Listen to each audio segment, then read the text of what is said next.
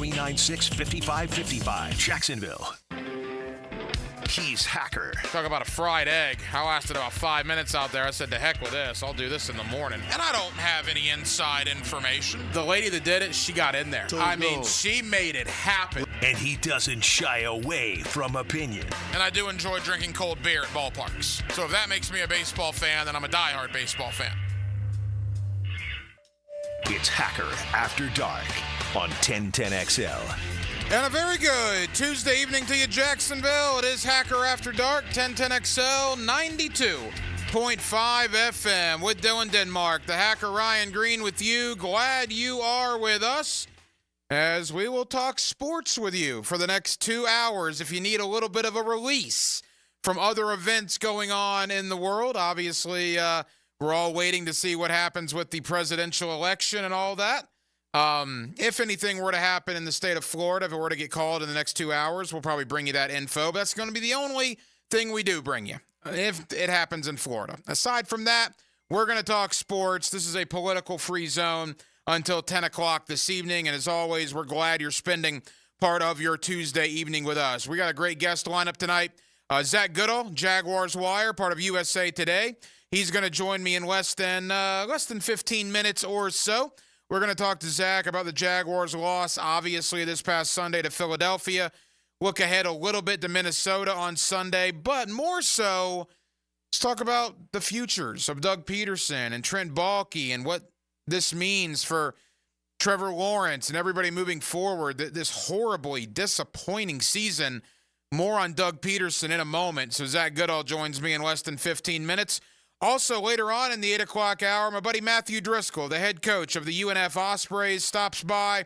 My alma mater got a huge win last night, opening night college basketball, as they went up to Columbia, South Carolina, and they defeated the South Carolina Gamecocks.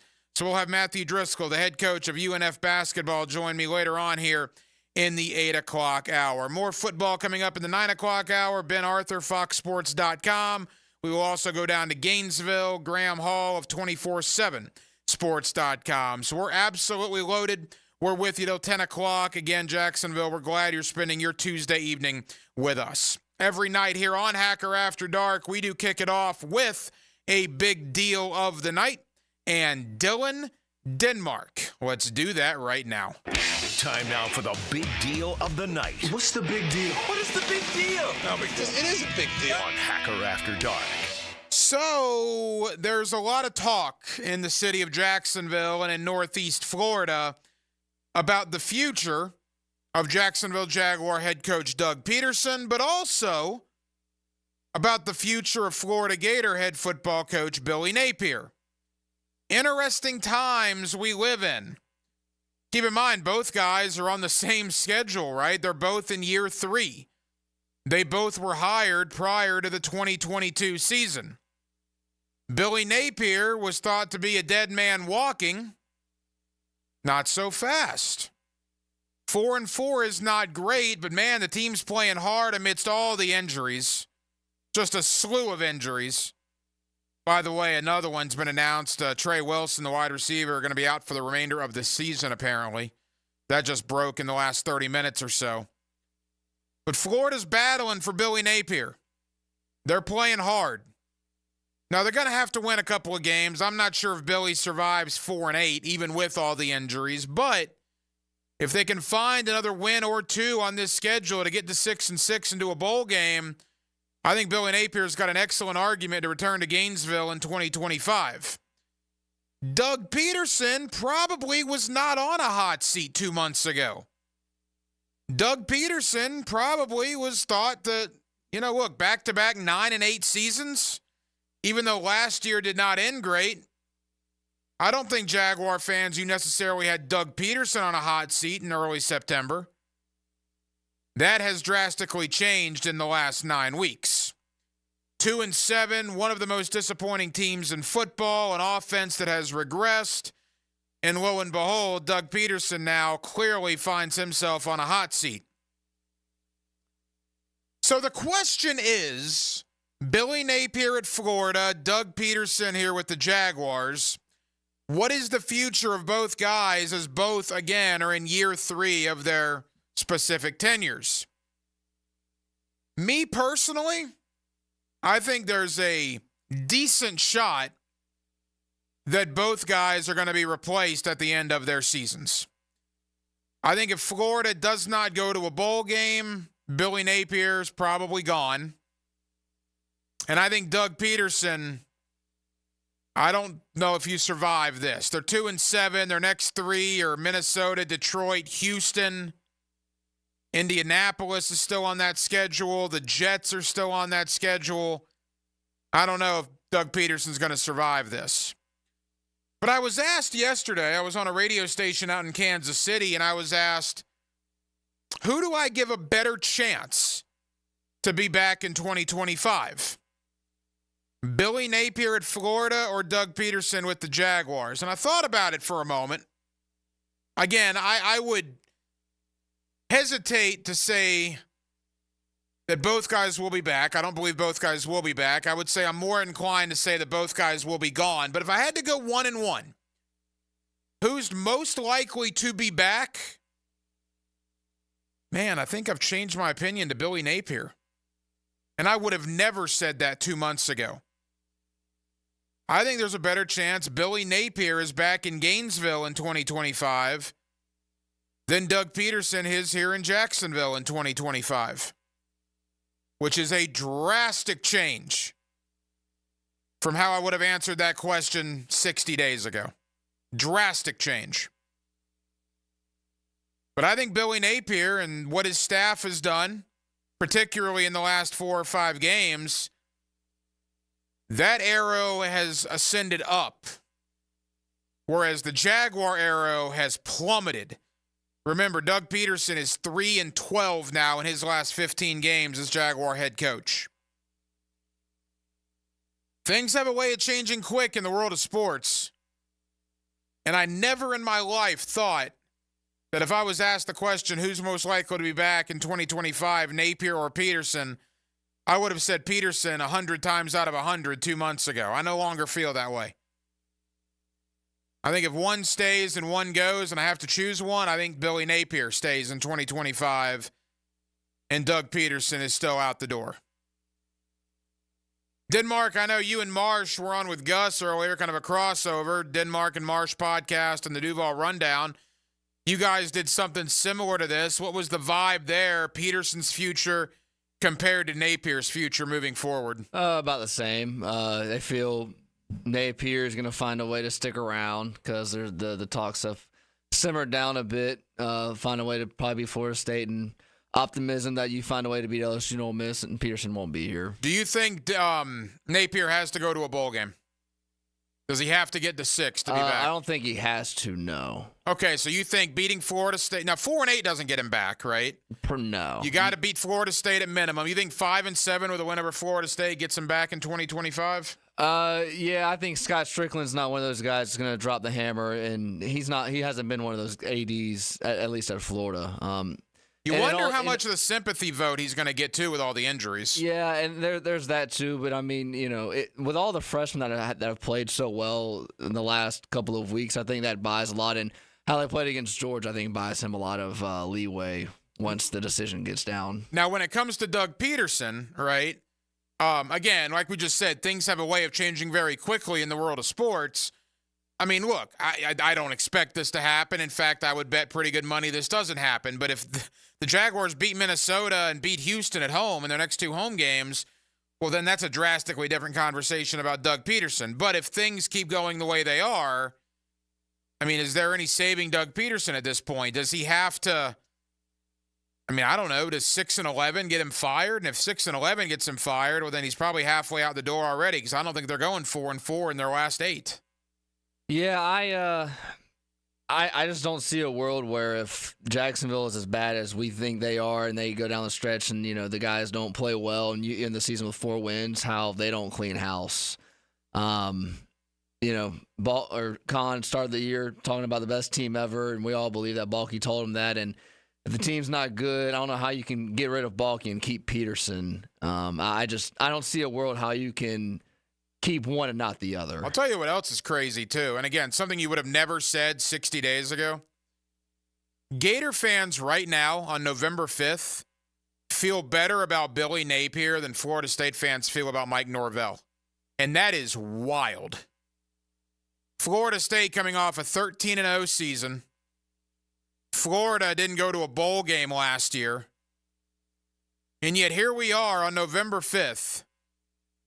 And I would venture to guess that Florida fans feel better about Billy Napier right now than Florida State fans feel about Mike Norvell moving forward. Mark, am I off the mark there, or do you believe that? No, I mean, we all live in the moment. I mean, this is the second that, Norvell gets better guys, the narrative will change for him. But yeah, 1-8 right now, for Mike Norvell is shocking. It's shocking. Yeah, it's pretty bizarre how you can go from one extreme all the way to the other from what he's done. I mean, think about this. They were 13-0 in December, and they got snubbed for the playoff, but they were 13-0 11 months ago. They are now, what is that line in South Bend on Saturday? 26? 26, 27, yeah. They are a 26-point underdog 11 months removed from being 13-0. That is, I don't know if, honestly, and this is not shtick or hyperbole, I honestly don't know if we've ever seen that in the history of college football. There was a stat I ran, I forget which game it was, over the weekend. It was something like hasn't happened in over 50, 60 years. Yeah, I mean, we all know what Norvell's record has been with Jordan Travis and what it's been without him. So you'll have to wait another year. I don't think he's going to get fired anytime soon. Obviously, if you don't win next year, then that conversation begins to percolate, but I'm not tripping over that. I mean, we all know what he's a really good coach. Just bought some bad players with DJU and a couple other guys, and you just hope for better things next year. Absolutely wild the way things have transpired, and this takes me back all the way to what I say every week. We are in football hell in Northeast Florida. Seminoles are 1-8. Jaguars are 2-7. The Gators are kind of the torchbearer at 4-4. Right? Let me do my Wolfson math on that. That's 7 wins, 8, 7, 4, that's 19. 7-19 are Florida State, and the Jaguars. 7-19. Look at it this way.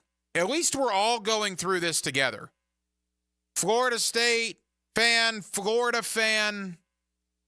Most of you are probably Jaguar fans, but if you're not, the Jaguar fans will join you. We're all united in this together. We are going through football purgatory together in 2024. Odds are it's going to improve next year because it can't get much worse. In the case of the Seminoles and the Jaguars, I literally don't know how it could get worse next year. Florida State hasn't been 1-8 in 70 years.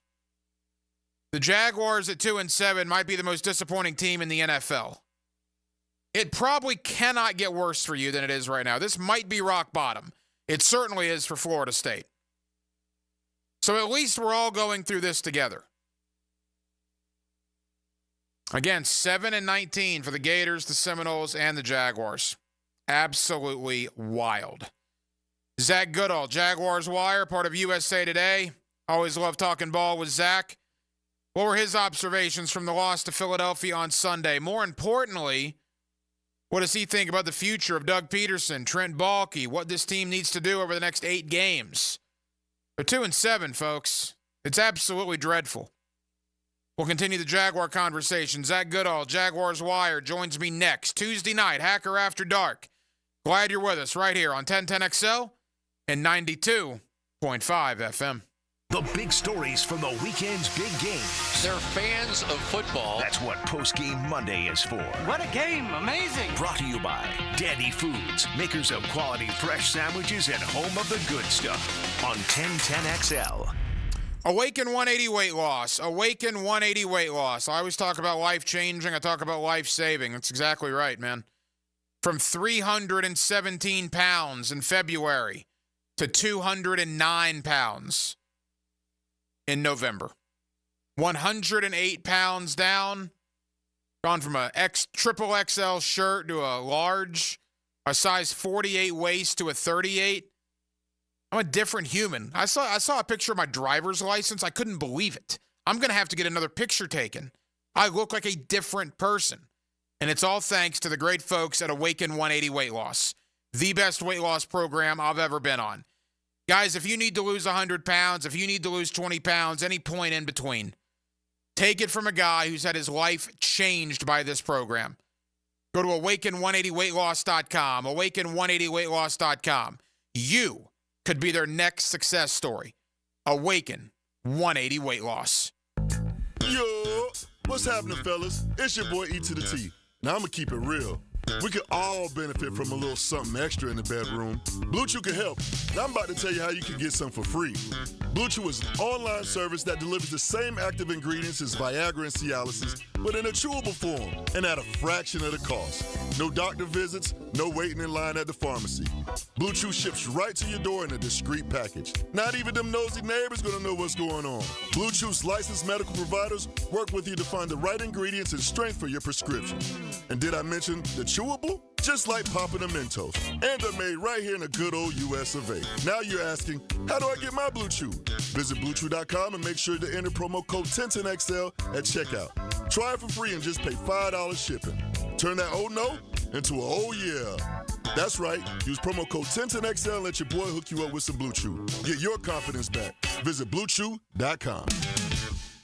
Blue here for the Blue Crab House, located right off of San Jose. It's on Jewington Creek Road. They've been around since 1996. Indoor-outdoor dining. Also, takeout is available at the Blue Crab House. Open 4:30 to 9, Tuesday through Saturday. Sunday, noon until 9. Remember, Tuesday, $2 margaritas. Wednesday, $1 oyster night. How about the blue crabs? How about my personal favorite, the Canadian snow crabs? Whatever it is that you fancy, you get it right there. The Blue Crab House. The Jaguars are facing off against the Minnesota Vikings Sunday, November 10th for the Jag Salute to Service game. See the Shell White alternative helmets in action for the first time and join us in honoring our military all game long. Kickoff is 1 p.m. Don't miss this matchup and lock in your tickets now by visiting jaguars.com/tickets or call 904-633-2000. We'll see you at the bank. Blue for Shinatri Chiropractic. They've helped me get rid of my headaches and pain in my neck and back. Are you suffering from an auto accident? What about TMJ pain? Headaches associated with jaw clenching, grinding of the teeth, or stress-related disorders? Shinatri Chiropractic has a physical therapist on staff for rehabilitation, quality chiropractic care, dry needling, massage, and acupuncture. Call 743-6700 or go to shinatridc.com. You don't think this would be a good moment to text somebody? There's never a bad moment to share your opinion on the 1010XL text line, designed by Lifetime Enclosures. Share your opinion as soon as possible at 641-1010. Bueller Air and Plumbing presents Are You Cool? Today's contestant, a gravy taster from Jacksonville, Florida, me, Dennis Mosley. Hi, Ken. Okay, Dennis. 100 plumbers surveyed, top answer on the board. What does it mean if someone says your home has hard water? It's made of ice? Let's see, hard water. Oh, is it club soda mixed 4-to-1 with vodka? Last chance, Dennis. What is hard water? Oh, is it that lime scale stuff that makes my taps all crusty?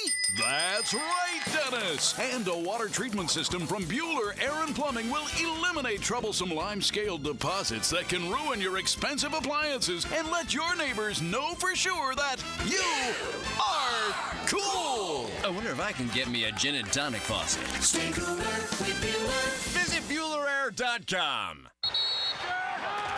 It's football season, and Uber Eats is dropping undefeated deals on all your game day favorites. This week, score buy one, get one free Crunchwrap Supremes from Taco Bell, only on Uber Eats. Craving even more? We've got you covered with game day deals on pizza, burgers, wings, and more all season long. Uber Eats, official on-demand food delivery partner of the NFL. Order Taco Bell for game day now through November 17, 2024. Second item of equal or lesser value. Terms apply. See app for details. Total Wine and More is having a Taste of Town November 8th and 9th from noon to 6 both days. Enjoy great liquor brands, craft beer, and more. Brackish Vodka is excited to announce 6 additional flavors, and all can be sampled and purchased at the Total Wine and More Taste of Town November 8th and 9th. Come to Total Wine at the Town Center and sample great local brands. Brackish Vodka is a proud partner of the Jaguars and proud to be supporting the Taste of Town. It's a game 80 years in the making. Join us for Thursday Night Football as we celebrate the 80th birthday of the Tax Slayer Gator Bowl game. The SEC and ACC face off January 2nd at 7:30 on Bill Gay grounds at Everbank Stadium. Don't miss college football pageantry on display as we celebrate our 80th anniversary. Tickets and hospitality packages are on sale now at TaxSlayerGatorBowl.com. Get yours today. O'Reilly. Check engine light on? Take the guesswork out of your check engine light with O'Reilly Veriscan. It's free and provides a report with solutions based on over 650 million vehicle scans verified by ASE certified master technicians. And if you need help, we can recommend a shop for you. Ask for O'Reilly Veriscan today. O'Reilly Auto Parts.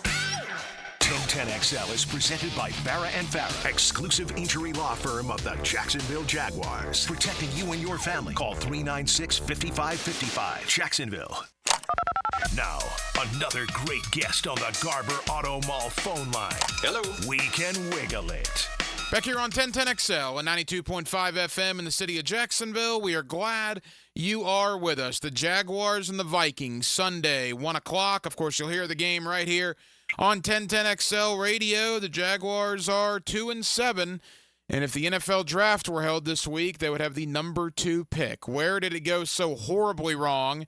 And what's the future hold for a lot of key participants in the Jaguar organization? Let's talk about all of it with Zach Goodall. Jaguars Wire does a terrific job covering the Jacksonville Jaguars, and Zach is always kind enough to join us here on 1010XL. Zach, how we doing, man?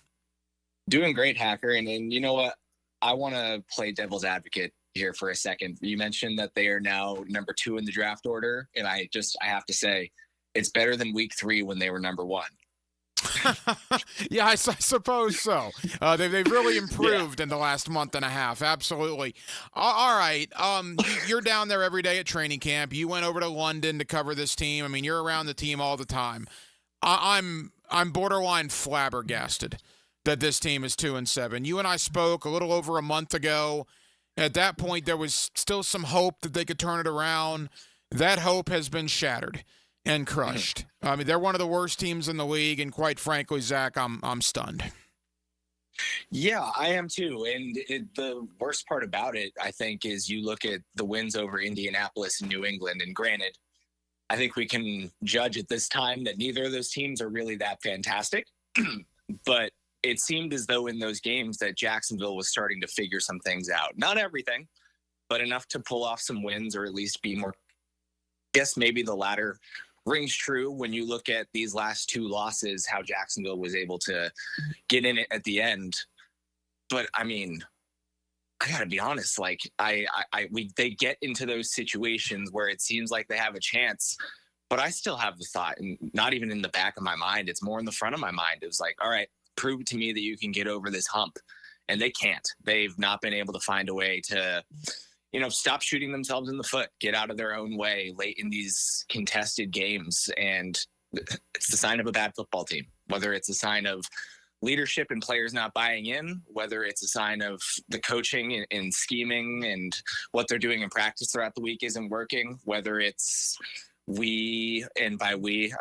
anyone that was convinced that this is one of the better rosters Jacksonville's had. Because I felt that way coming into the season. I drank some of the Kool-Aid and thought that it was pretty talented, but all of the assessments were off. And, fans, media, and everyone alike can, I guess, take some responsibility for feeling that way. But it comes down to the people in charge of putting this team together and coaching this team, their assessments coming into this year. And they were all on the same page. They were all saying that they thought that this was going to be a much better team than last year, and it's definitely not. They were all way off. They've lost 5 games in the final minute. They tried to lose the Indianapolis game, one of their 2 wins. They blew a 14-point lead with 5 minutes to go, only to have their kicker save them. They don't know how to win games in the fourth quarter. It's bizarre. And you go back to last season, they're now 3-12 in their last 15. And I got to tell you, I get paid to give my opinion on here. And my opinion is this team, not a Super Bowl contender by any stretch of the imagination, but they're not 2-7 bad. And to me, when you're not 2-7 bad, but that is what your record is, and 5 of those losses are in the final minute of the game, a lot of that's on coaching. And Doug Pederson, I think his days in Jacksonville are very much numbered at this point. I'm leaning that way too. And something he said last week about, he says it every week, that they have to, and I'm paraphrasing, but keep working on the things they do and try to perfect them and execute better and sticking to what they do. And last week he made, or at least he tried to make a use of the definition of insanity, saying that he wants to keep doing the same thing over and over again and hoping that one day or one game or whenever the time comes, it'll all work out, which, no, that's just not working. It's clear. The fact that this keeps happening in all these different kinds of forms and fashions, and no matter how exciting these little second half stretches are, these comebacks where they get back in it, they can't get over the hump. And that, to me, I completely agree. You have to change your approach to everything. I think you have to tear it down and work your way back up in preparing for a game, in scheming a game, in preparing your players for a game. And they're not doing it. And the fact that Doug Pederson says that effectively, he's not planning on changing his approach to how they do that, to me, that means they're going to be stuck in this position until some sort of change occurs. Zach Goodall, Jaguars Wire, here with us on 1010XL. On Sunday in Philadelphia, Zach, I do Friday Night Lights, the high school postgame show, and I love doing it. Been doing it for a long time here on 1010XL. And when a high school football team is overmatched, they might have 36 yards of offense midway through the third quarter. And you kind of expect to see that on Friday nights in some instances. You don't expect to see that in the National Football League. The Jacksonville Jaguars had 36 yards of offense with 9 minutes to go in the third quarter in an NFL regular season game. That is an embarrassment to professional football, and that's indefensible, man. I don't care what they say. That is an absolute joke. Right. And we can hit on the injured players and whether they were available or not available for this game. But at that time, I believe I saw someone posted right around that time, I guess I should say, Parker Washington led the team in scrimmage yards with, I think, 11, 10, something like that. And Parker Washington, while he's not typically a starter for this team, is someone that they've commended. He's made big plays before. And that was the production they were getting out of, at that time, probably their, I don't want to say best contributor, but Brian Thomas, I think, was obviously limited yesterday. And he played a lot, which I guess probably factored into him being limited in his production, considering he came into this game injured and playing on pain tolerance. It was abysmal. And I think it's obviously concerning and points to the slow starts they've had throughout the year. And this was the worst one. But how many times has it happened now? Look at Cleveland. How many yards did they have in the first half of that game? And you can, obviously Green Bay last week, it's a consistent thing. And again, it goes back to the approach. And Doug Pederson doesn't seem to have any desire to change it, at least from when he speaks to us. And we can't pretend like we know the ins and outs of everything they do in practice to prepare for a game. But if he's going to come out every week and say, we're trying to hammer in the things that we're trying to do, and it's not working, again, it's time for significant change in approach. And if he's unwilling to do it, then that means Jacksonville is going to have to, in my opinion, look for someone else to change that approach. I heard Jeff Prosser earlier this week here on 1010XL say if Doug Pederson was serious about keeping his job here, he would make changes to the staff right now. And I completely agree with that. And I don't think anybody expects that to happen. So then I don't know how concerned Doug Pederson is about keeping his job here if he's not willing to make changes. Hey, you mentioned Brian Thomas Jr. I agree that he was, injured, but he played, right? Right. Trevor Lawrence threw the ball 31 times. He was credited for 5 runs. I think 2 of those were quarterback sneaks. The other 3 were scrambles. So they dropped back with the intention to throw the ball 34 times on Sunday. Of those 34, 4 of them were in the direction of Brian Thomas Jr. Now, look, you're more of an analytics guy than I am, Zach. I've heard a lot of cloud coverages or whatever Philadelphia was throwing. Let me tell you this. I don't care if it was a cloud coverage, a partly cloudy coverage, a severe thunderstorm coverage, a tornado coverage, whatever coverage you want to tell me it was. Great, and that's wonderful. On what planet does Brian Thomas Jr. only get targeted 4 times out of 34 pass attempts without Kirk or without Gabe Davis out there? You cannot possibly defend that to me. I'm sure, and I obviously, without being in the building and knowing specifically how many times he's faced cloud coverage, I'm sure this is far from the first time he's faced cloud coverage this season. Philadelphia was without its best defensive back in Darius Slay. Brian Thomas has played very good defensive backs throughout his first year in the NFL. I mean, his very first challenge was Jalen Ramsey, right? And he's played a lot of good defensive backs since getting here. And literally every other game, he hasn't had the problem. So part of me wants to think for his sake that, yes, this is injury related. He wasn't able to go 100%. But it confuses me too. He's beaten a lot of coverages, and something I was thinking about entering the game is I'm sure you can think of the multiple times that he's scored or made big plays this year where he's gone in completely untouched in coverage, whether teams played zone or they even tried to press him and couldn't get a hand on him. He's great at avoiding contact and getting open into open space with his speed. And that should have been there yesterday. Again, is that an approach thing? Is that they're trying to limit his touches to avoid further injury and keep him out of pain? I'm not sure, but it doesn't make much sense to me either. He's proven capable of beating plenty of coverages, and I haven't seen him this inactive in a game in his time in Jacksonville. Final moments, Zach Goodall, Jaguars Wire, part of USA Today. He's with us here on 1010XL. Zach, there's really no point in sugarcoating anything anymore. I mean, it's a failure across the board. GM, coach, players. And in the light of not sugarcoating anything, is it fair to say that Travis Etienne has been awful this year? Definitely disappointing. And I wonder, again, with injuries, how much of it comes down to that, having the hamstring and I believe shoulder before that. But when he's been available and when he's been out there, he's not had the same wiggle or explosion that we've seen from him in past seasons. The drop yesterday, it was one of his seemingly many problems as a receiver this year. I mean, once he gets the ball, he is unable to make a move to make a defender miss. And again, that's just not the Travis Etienne that I've been used to watching for the past couple of years. So I think absolutely it's been disappointing, and it's curious to see how they will try and factor him in compared to Tank Bigsby for the rest of the year. If they get Keelan Robinson back soon, if they're going to try and factor him in at all, because even the touches to Dearness Johnson, and I'm sure you have takes on him being the primary read on the final, on the interception there at the end of the game, but I just don't really understand it. And we can look at it for the defense too. I think we can look at a lot of different rotations and player deployments for this team and just sit there and scratch our head and think, like, why is this the approach? Some things that just don't make any sense. We got to go quick here because I want to talk about how Minnesota is going to beat the Jaguars on Sunday. Not if the Jaguars are going to win, but how Minnesota is going to win. You mentioned Dearness Johnson. They ran a wheel route to the third-string running back with 1:40 to go from the 13-yard line on a 1st and 10. I mean, a jump ball. Yeah, to a 5'10" running back to the third-string running back. And look, I like Dearness.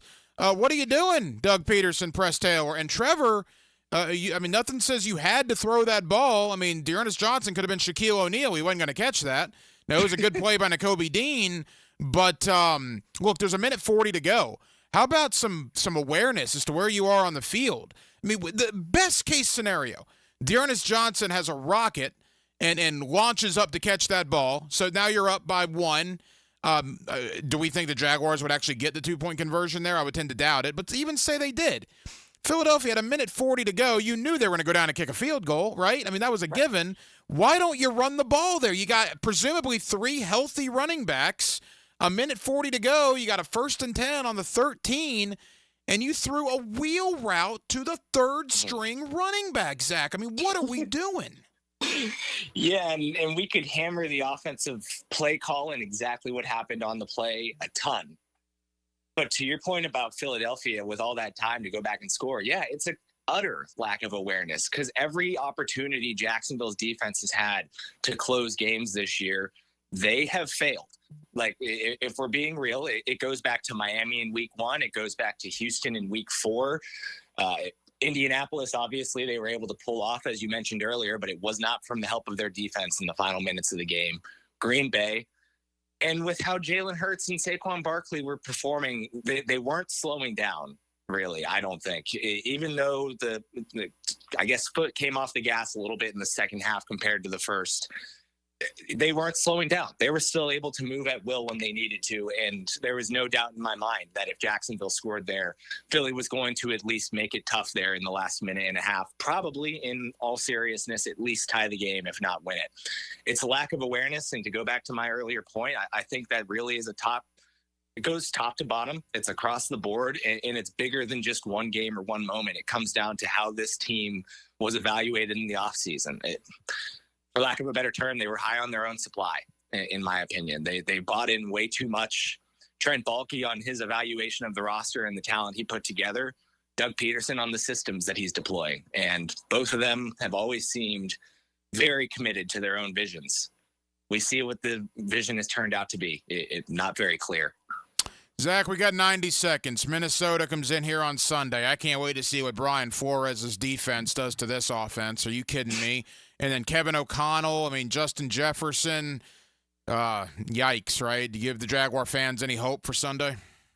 Not to mention the first game ball given out in the Minnesota locker room last night to the one and only Cam Robinson. Of course it was. Makes you wonder if maybe Jacksonville traded the wrong tackle last week. And I understand Cam Robinson probably wasn't going to stick around. But regardless, I'm with you. At this point, I don't know if I can pick the Jaguars to win another game until they come out and put together a top-to-bottom great performance against at least a decent team. And Minnesota is more than a decent team, I think. They've got their inconsistencies, but they've put something really good together this year. And I could see them giving Jacksonville a really hard time on Sunday, to put it nicely. Zach, tell us about Jaguars Wire and the coverage you guys will have heading into Sunday's game. Going to be the next 24 hours really making sure that we've got the trade deadline covered in case Jacksonville pulls any last-second surprises on us. But otherwise, yeah, breaking down this past weekend's game, I'm sure in the next couple of weeks as we inch closer and closer to Jacksonville solidifying the losing record, we will, I hate to say break into offseason content, but at least start preparing for what could be an eventful offseason here in Jacksonville. All over at jaguarswire.usatoday.com. Could be a very eventful offseason in Jacksonville, potentially Gainesville. We'll see what happens, but it's going to be wild, I think. No question about that. Zach Goodall, Jaguars Wire. Zach, appreciate you, man. We'll talk again soon. Absolutely. Thank you. Who brought the house to their feet? Listen to this place. Universal Roofing Contracting presents the Offensive Player of the Game. Wide open and just what they needed. Experience the universal difference on 1010XL. Hacker here, and guys, the countdown is over. I didn't just hit the 100-pound mark. I blew past it thanks to Awaken 180 weight loss. 107 pounds gone just like that. More weight than a quarter keg of beer. Speaking of beer, here's where it gets fun. We're throwing a big celebration at Mr. Chubby's Wings in Ponte Vedra Beach. Yeah, you heard that right. A weight loss party at Mr. Chubby's. The irony's juicier than their wings, but here's the thing. I can celebrate at Mr. Chubby's and still keep the pounds off. If you didn't know, yes, wings are still on the menu while losing weight with Awaken 180 weight loss. Join me in 1010XL on November 9th for the Florida and Texas game, and you could win a spot at my table. Food is included. There'll be ticket giveaways and more for the celebration. If I can shed a whole Mr. Chubby and still throw a party at one, what's holding you back? Call Awaken 180, 844-346-1800, or hit up awaken180weightloss.com, and let's get it done. Baloo here for Smoonez Vision. Why Smoonez Vision? Well, I've been with Dr. Neil Smoonez now since I got back to Jacksonville in 2006. 37 years of experience he has. Smoonez Vision is a family organization that focuses on personal high-quality medical and surgical eye care. Dr. Catherine Smoonez is fellowship-trained in cornea and cataract surgery and all refractive surgery. Combined, that's 30 years plus in laser eye surgery. Visit SmoonezVision.com today. Care you can see. Mia here for MyBookie. Our listeners have been killing it in a year full of surprises. MyBookie is the one book that's got your back. No fluff, no second guessing, straight up action. Does your other sports book pay out when you push on a bet? MyBookie pays you back. And if you're new to the game and not sure where to start, we've got you covered. Step 1, use our promo code 1010XL. That will double your bankroll with a 100% deposit bonus right from the jump. Here's a pro tip to get you rolling. The NFL teams with powerhouse offensive lines are dominating the run game this year, and betting game total unders has been printing money. Stack that with MyBookie's Risk-Free Thursdays. Why wait? That's right there, a new risk-free odds boost every Thursday. To find the bet, click the Bet Boost tab and scroll down. If it hits, you win. If it doesn't, MyBookie refunds your money. Sign up now and get your double deposit bonus with MyBookie, the best sign-up bonus for Florida bettors. Bet anything, anytime, from anywhere with MyBookie. Start your Sunday off with a cup of Joe and some sports medicine intel. This is Joe C. inviting you to join me and Dr. George Bari for Breaking Bones every Sunday morning at 7:30. And if you miss an episode, just look for Breaking Bones wherever you listen to podcasts. Attention skilled electricians, are you undervalued at your current company? Time to step up to the bigger projects and better opportunities. Join the team at Miller Electric Company, a trusted name in the industry for over 96 years. At Miller, we tackle the biggest projects in the city, offering not just a job, but an experience, top-notch pay, unbeatable benefits, and the best working environments in the business. Please join the team that values your skills and rewards your hard work. Elevate your career to new heights. Apply today at millercareers.com, an equal opportunity employer. I'm Jeff Middlecoff with Trustline Mortgage. My business partners, Alan Tyre, Bill Pappas, and Ken Rimley, have been helping first-time homebuyers with their mortgage financing all over Florida for 34 years. First-time homebuyers can get no or low down payments, anywhere from 0 to 3.5% down. As a first-time homebuyer with Trustline Mortgage, you get added benefits for doing your loan with us, like lower rates on your mortgage insurance and lower closing costs. Oh, and did I forget to mention that Trustline gives first-time homebuyers better mortgage interest rates? Here's the bottom line. Trustline Mortgage wants to help first-time homebuyers accomplish your goal of home ownership. That's why Trustline Mortgage is offering the best first-time homebuyer benefits around, period. Trustline Mortgage delivers with no and low down payments, lower closing costs, and better interest rates. Call Trustline Mortgage today at 381-LOAN. Yes, 381-LOAN to find out how we can help you buy your dream home. Or visit our website at trustlinemortgage.com. Trust your instincts and follow the line to Trustline Mortgage. Certain restrictions apply. See office for details. Trustline is an equal housing opportunity. MLS number 331480. Swammin, when was the last time that you cleaned your air ducts? Dad, I manage the air duct cleaning at Zero Res. Trust me, my ducts are cleaner than the plates after Thanksgiving dinner. Well, I hope so, but it's not just you I'm thinking of. Everyone in Jacksonville should get their air ducts cleaned before the holidays. You're right. Even though we don't blast the heat like up north, we still trap dust and allergens when the windows stay shut. All that gunk just recirculates through your home and makes your air quality worse. So you're saying Zero Res air duct cleaning keeps my air fresh and ready for my holiday guests? Exactly. Clean ducts means cleaner air, just in time for Thanksgiving. Plus, we've got a November special running right now. Call Zero Res today and we'll give you $50 off. No more dust, just fresh, clean air for you and your family this holiday season. Sounds good, son. Now, how about that family discount? We'll see, Dad. Visit ZeroResJacksonville.com or call now. Zero Res, spelled forward or backwards, it's the right way to clean. Zero Res. If you have a slow-draining sink or toilet that sounds like it's about to back up, imagine the potential plumbing emergency when you have family over for the holidays. Flush after flush after flush. Avoid holiday clogs with a call to Duck Duck Rooter today. Duck Duck Rooter will come and resolve those plumbing issues so you can enjoy a free-flowing holiday season. Call 904-862-6769. Visit duckduckrooter.com. 1010XL is presented by Farah & Farah, exclusive injury law firm of the Jacksonville Jaguars. Protecting you and your family. Call 396-5555. Jacksonville. Now, another great guest on the Garber Auto Mall phone line. Hello. We can wiggle it. Back here on 1010XL at 92.5 FM in the city of Jacksonville. We are glad you are with us. As we told you one night ago, what a victory for my alma mater, the UNF Ospreys. Opening night college basketball. They go to Columbia, South Carolina, and they knock off the Southeastern Conference's South Carolina Gamecocks 74-71. The head coach of UNF is Matthew Driscoll, and he's always kind enough to join us here on 1010XL. Boy, Coach, congrats on a great opening night win. Well, thank you. I'm super, super excited for a lot of reasons, especially for the University of North Florida, knowing that what this does for us on a national stage and the way in which this resonates. But also, too, I really want the people to understand what you've done on a not a national stage, but a regional stage with the outreach of this radio station and your podcast and what you do on your social media. What you've done is not only an inspiration for a lot of people, but really, it's really the difference in lives and marriages and being a parent, if you're fortunate to be one, and just in your everyday push in life to be able to be more clear, to be able to be more functional, to be able to just have that ability to know that if I'm disciplined and I'm committed and I have a consistency to what I'm doing, that I can do whatever it is I want to do. And I know it says it in Philippians. And so I'm just really proud of you as well, too, as a UNF, obviously not an alum, but a UNF person for 16 years. It's great to have someone like you out in the community doing the things that you've just done. And you're going to change lives. And I want you to be proud of that. Well, Coach, I really appreciate that. And that certainly means a lot coming from you. So thank you very much. Boy, last night you guys go to South Carolina, a team from the Southeastern Conference. And my gracious, Coach, the three-point shot, the rebounding, the defense, you guys get it done. 4 guys in double figures.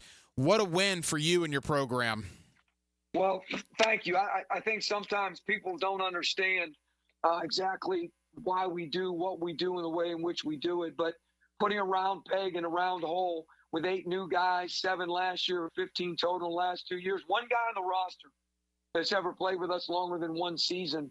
And so when you have that kind of mixture, I think you and I both say it, but maybe differently, our simple was really sophisticated.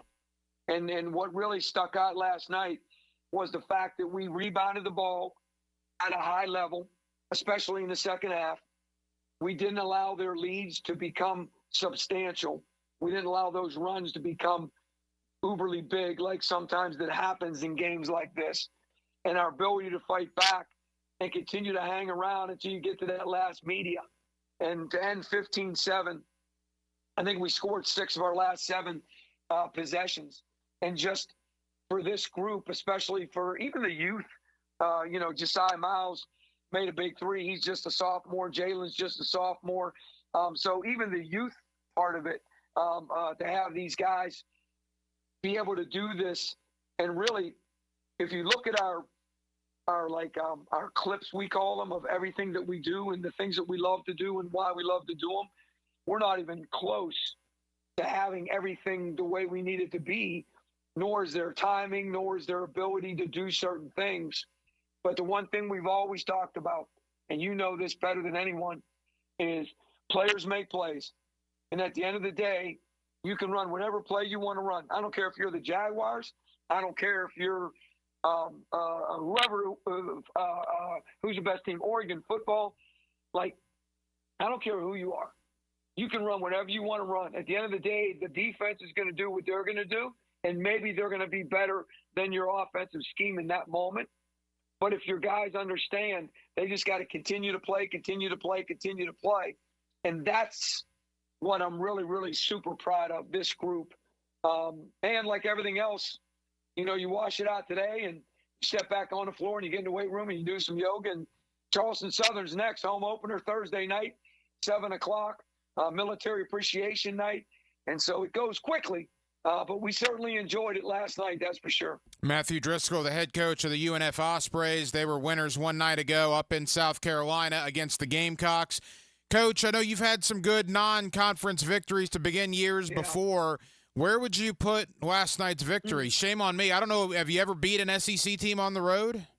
So, no, it's our first SEC win. We've had 2 Big Ten, Purdue and Illinois. And with those teams, we were a little bit more experienced. They were a little bit more entrenched in what we do and the way in which we do them. The Illinois team was Bo's senior year, so therefore they were really flowing in what they were doing. So I think this has a lot more. It definitely resonates differently because of the newness of these guys and the transfers and the young guys. And, you know, Josh Harris starting, obviously, he's a freshman, and Dante Oliver coming off the bench and contributing as a freshman. And so I think that part of it makes a difference. And then the other part of it is the way in which we didn't do anything outlandish. And so what I mean by that is, and I say this with great respect, we only made 10 threes. So it isn't like we only shot 13 free throws. And so, but 9 turnovers, out-rebound them by 6, and down the stretch, make every play that you'd want a team to make. And so, in my opinion, I think that creates something different for us, and we never let it get it to double digits. And so, you know, with those other wins, Georgia Tech, when we play them, you'll love this. When we play Georgia Tech on Sunday in a week or so, that'll be our 100th guarantee game that we played in my career.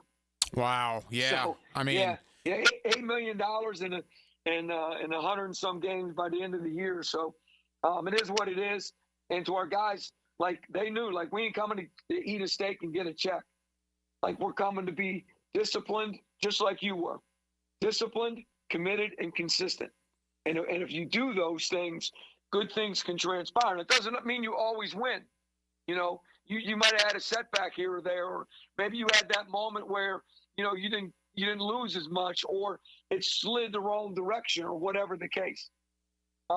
And so, hey, can I tell you a funny story? Absolutely. So there's a guy, I'm not going to say his name. He played for us at Valparaiso. So when I got the Valparaiso job, I got there in the summer, but if you remember, I was only there for 7 weeks. Mm-hmm. So when I got there, we had a kid that was really good, great feet, great hands, 6'11", but he needed to lose a lot of weight. So for whatever reason, they decided he was going to lose 100 pounds. He was like 340, something like that, from Indiana. Really good player, like really good player. And so they put him on a bathroom scale. And if you know anything about a bathroom scale that goes around, at some point, it can only go around so many times and it stops. Right. Yeah. I know all about that, Coach. Well, they thought he was like 280 or 290. So he's losing this weight and he's dropping this weight. So I get there. Now I arrive mid-June. And coach is like, how can we make our program better? How can we make it more big time? Yada, yada. I said, well, first thing we need to do is get an electric scale. Like, if we're going to do this, or we're going to be committed in the weight room, like, we should have an electric scale. So he's down to like 240. He's like lost 40 pounds already. We get the electric scale. When we put him on the electric scale, and sure enough, he's back up to 280 because we had missed 40 pounds on that old scale. Wow. Yeah. Yeah, crazy, right? Yeah, I can totally relate to those stories, believe me, in my weight loss journey. Hey, and to his credit, he lost 100 pounds. Good for him. Well, he can. I join him in the 100-pound loss club, and I certainly am very thankful for that. It's crazy, right? It's crazy, right? Oh, I know. Believe me, I can relate. Coach, final question, and Matthew Driscoll of UNF. 18 coaches in the country, and why do I bring that number up? There's only 18 current guys out of over 330, I believe, Division I programs. 365. 365. Okay, wow. Okay, so only 18 out of 365 that have been at their current jobs longer than you've been here in Jacksonville at UNF. And I did not know that. Yeah, starting a year in a victory over South Carolina last night. I mean, how good can this team be? Well, it's obviously a loaded question, and we all got to be intelligent enough to know that yesterday's history, tomorrow's a mystery, today's the greatest day we have, and what we did is amazing. But at the end of the day, Charleston Southern's coming in here to beat us. And so we've got to continue to move forward with, getting better and growing and figuring that out. I said from the get-go, this team can really do a lot of things. And as soon as we become connected, this team can really take some large steps and some large forward movements to where we want to be. And last night obviously helped solidify what we were thinking. And the one biggest question was, how were we going to rebound the ball? And to do that against an SEC team makes you feel a whole lot better. And so I think they can shoot the ball as well as any team we've ever had. We can really, really, really defend in different rotations and coming off the ball. And then lastly, we got more experience than you think. 5 of our 6 returners were starters last year. Mm-hmm. That's a weird thing. We don't have the starting 5 back, but 5 of our 6 returners, because one was a redshirt, were starters because Oscar started half the year. Josiah came and started in December, and Dimitri started the whole year till he tore his ACL. Then Jalen became all freshman. So with the mix of the guy, Murphy from Columbia, and then Oreo, the kid last night, both of those guys had amazing games off the bench. They can both shoot the living pee out of it. And so our mix is really good. We just got to continue to grow as a unit, and our spirit together, our collectiveness. You said, whatever you just said, I don't even know. I barely know the stats. 4 guys in double figures and 30 points off the bench and yada, yada, yada. So they got a chance. This group's got a chance, but we've got to continue to stay on them and continue to help them grow. UNF winners last night over South Carolina. Coach, invite them out Thursday night, the home opener. You mentioned Charleston Southern. What can people look forward to? Well, you've been there before. It's an incredible atmosphere. What they do from an entertainment standpoint to make the experience of coming to a game so professional. And obviously with the lighting and the sound system, and it's Military Appreciation Night. So there's going to be a special group of people coming as well, too. And it's Thursday night, which is great. Come to the game, and then afterwards you can go out and do your Thursday night that people like to do. So there's a lot of pluses to Thursday night, 7 o'clock tip-off at the UNF Arena. So looking forward to seeing a lot of people. And they're going to love this group. They're going to fall in love with this group. They're a little more blue-collar collectively maybe than we've been in the past as well, too. And you can see by the way they got on the floor and the way they got after it last night. So I think a lot of people are going to resonate with this group. Matthew Driscoll, the head coach of the UNF Ospreys. Coach, congratulations on the win over South Carolina. Best of luck against Charleston Southern on Thursday. Thank you, brother. Hey, keep being you and keep being the difference. Players spend a lifetime building their bodies into finely tuned muscle machines. Obviously, you want your star wide receiver to be in top physical and emotional condition. Listen for the personal injury attorneys Farah and Farah Injury Update. Jacksonville. On 1010XL. Now you can watch 1010XL shows all day on X, Facebook, and YouTube. Brought to you by MyBookie. Experience Vegas from the comfort of your phone anytime, anywhere. Sign up today. Use promo code 1010XL. Here's Linda Beaver. Let's start the debate. Why would someone buy a new car from you? We have an exclusive 20-year, 200,000-mile warranty on every new vehicle. We offer a competitive wow price plus free oil changes. How much will someone get for their trade? We offer more than $4,000 over KBV value. Well, we never lose a trade over price. Okay, when is the best time to buy a car? Right now. Ladies and gentlemen, it doesn't matter which side you pick. At Beaver Toyota and Beaver Chevrolet, you get it all. Let us show you why we're the winning vote.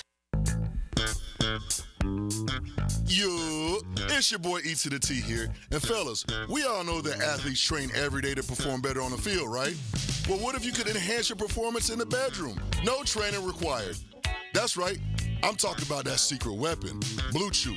A chewable tablet with the same active ingredients as Viagra, Cialis, Levitra, and Staxin that ships right to your door in a discreet package. No doctor visits, no trips to the pharmacy. It's all online. Their licensed medical providers work with you to find the right ingredients and strength for your prescription. They also have Daily Tag that contains 7 essential vitamins. And it's chewable too. And now you can try Blue Chew for the free ski. That's right, for free on me. Visit BlueChew.com and enter my promo code 1010XL. You only have to pay $5 for shipping. Turn that oh no into a oh yeah. That's promo code 1010XL. Let your boy hook you up with some Blue Chew. Get your confidence back. Visit BlueChew.com. Jags fans, looking for the perfect activity around the holidays? We've got you covered with the inaugural Teal Trot 5K. The race takes place outside Everbank Stadium, Saturday, December 21st. We can't wait to see you there. Your registration includes the 5K, a throwback Jaguars headband, and a ticket to the December 29th game against the Titans. Visit Jaguars.com/Teal Trot to sign up today. Home of the Jacksonville Jaguars. WJXL AM Jacksonville Beach. WJXL FM Jacksonville Beach. What if you could be debt-free by this January? Get rid of all that high-interest debt, pay off all your credit cards, consolidate everything into one lower payment. Hey, it's Prosper here, and if you're ready to stop stressing over bills, you need to call Loan Pronto right now. With rates at their lowest in 2 years, this is the perfect chance to use your home's equity and save big going into the new year. Loan Pronto's got rates with APRs in the low fives, and they're getting homeowners hundreds of thousands out of their home's equity. Homeowners who do this save on average $850 a month. Loan Pronto offers a ton of options, including total refis, express equity lines of credit. So call now, get a rate quote in just minutes with no hard credit pull and no upfront fees like those other guys. Call today. You won't make a house payment till 2025. 904-999-1508. That's loanpronto.com or 904-999-1508. Equal housing lender, NMLS 1661781 on approved credit, NMLSconsumeraccess.org. Get in the zone, AutoZone. Welcome to AutoZone. What are you working on today? Getting ready for more rain and longer nights? We've got you. Right now, you can earn up to $25 in bonus rewards when you buy 2 Sylvania Silver Star Ultra bulbs and 2 Rain-X Quantum Elite wiper blades. More rewards and better visibility at America's #1 lighting destination, AutoZone. Get in the zone, AutoZone. Offer valid for AutoZone Rewards members. Restrictions apply. Find your why with membership at the First Coast YMCA. The Y has something for everyone at any age. Come try free access to your local Y every Wellness Wednesday this month. Check out our fitness classes, swimming, pickleball, youth sports, and so much more for free every Wednesday in October.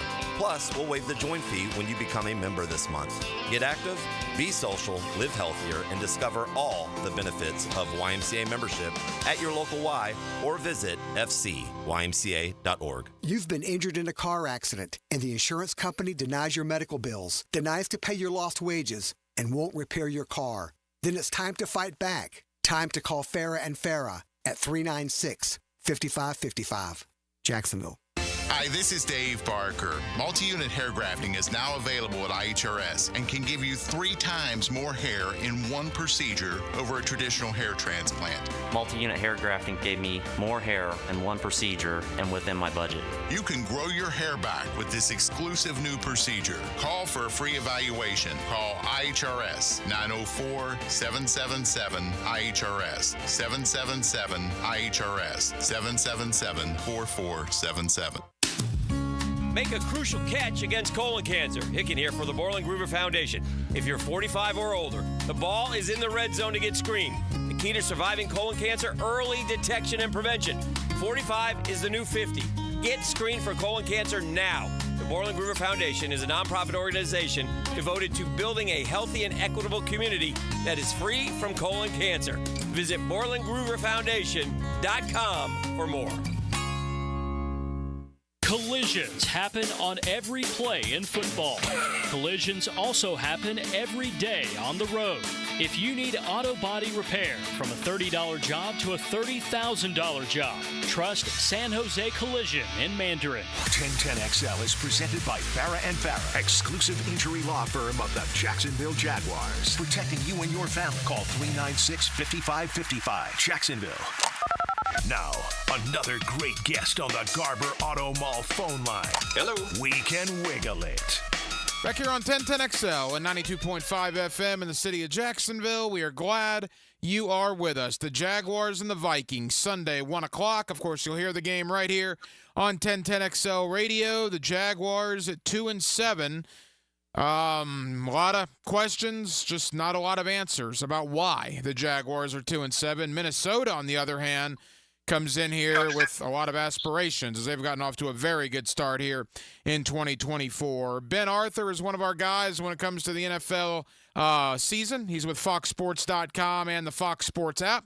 And Ben is always kind enough to join us here on 1010XL in Jacksonville. Ben, it's been a little while, man. How are you? Doing well, Ryan. How are you? I know things are bad down there, but otherwise, you doing good? Yeah, doing good as we can be, Ben. The last time you and I talked was right around week 3, week 4, and at that point, there was still hope that the Jaguars could turn things around, and that hope has been shattered and crushed in front of our very eyes over the last 6 weeks or so. Ben, in your opinion, man, what has happened here in Jacksonville this year? Yeah, that's a loaded question. It's so many different things. I think leadership and coaching has been poor, right? I think that's first and foremost, because you look at the story of their season, the games this year, and even dating back to last year, like after that 8-3 start, when everything started to fall apart, like all of their games kind of look the same, right? Like they get off to slow starts, and then they kind of rely on this magic to try to pull out these games. And that's not a place where you can live in the NFL. I mean, the Jags are just elite at self-sabotage. I mean, they do all the little things poorly. And then it certainly doesn't help with the attrition they've had on the offensive line. And then at receiver with Christian Kirk, and then the play calling, we know what that has been like for the better part of the last season and a half. And then Trevor hasn't necessarily been at his best. I mean, we know the issues around him too, but he hasn't been great. And then on the defensive side of the ball, I mean, Ryan Nielsen just hasn't been able to figure it out, right? I mean, Doug changed play callers on defense, hoping to kind of get more out of a unit that really collapsed down the stretch of last year, but it's been much worse in many regards, particularly in coverage. It was good to see Hines Allen and Trayvon Walker have like good games on Sunday, but overall that unit up front hasn't been as good as it should be for under a guy who's supposed to be a D-line specialist. And then on the back end, it hasn't been very good at all. So to kind of bring it all back, it's kind of a dumpster fire everywhere. But again, I think it starts with leadership and coaching. Ben Arthur, FoxSports.com and the Fox Sports app with us here on 1010XL in Jacksonville. All right, Ben, let's take this in slices. Let's first begin with Trent Baalke and Doug Pederson. Do you believe both are on the hot seat? Do you believe both deserve to be on the hot seat? Yeah, they deserve to be on the hot seat. I don't see a world where, barring just a dramatic change of what we've seen these Jaguars to be over the last year and a half, I don't see a situation where Shad Khan keeps them after the season. I mean, this is just kind of ridiculous at this point. You're 3.5 years in with Trevor Lawrence, or he's in his 4th year. I mean, this is the 3rd year of Doug Pederson's system. This shouldn't be happening, right? Like, why are we seeing the same things, same issues over and over again? It just seems to get worse and worse by the week. The same issues week after week. And then I think some of these personnel moves, I mean, looking more at Trent Baalke, I mean, they haven't been panning out, right? I mean, even you look at the guys they brought in this past offseason. I mean, Eric Armstead hasn't done much of anything. Gabe Davis, I know he was hurt last week, but he hasn't done much of anything either. It's just kind of everywhere, with the issue. So I don't see. So yes, I mean, of course they're both on the hot seat, but I would take it a step further. I don't see a world, again, barring a drastic change. Just a run that no one expects coming, that a world where Shad Khan keeps this regime intact. I just don't see it. Ben, let me give you two names. If, and again, it's a big if, but if Doug Pederson is relieved of duties, everybody's talking about Ben Johnson. So I want you to comment on him. And I'll tell you this. I know it didn't really work out in Arizona. It's working out very well in Washington. I would also take a look at Cliff Kingsbury if I was the Jaguars. What's your thought there?